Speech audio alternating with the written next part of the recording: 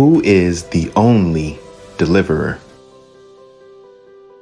And she shall bring forth a son, and thou shalt call his name Jesus, for he shall save his people from their sins. Neither is there salvation in any other, for there is none other name under heaven given among men, whereby we must be saved. Over and over again you read this in the Word of God. It's directly stated in the New Testament, and in the Old Testament it's expressed in symbols. There is only one that can deliver you from sin.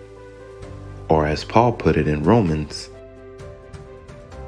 For the good that I would I do not, but the evil which I would not that I do.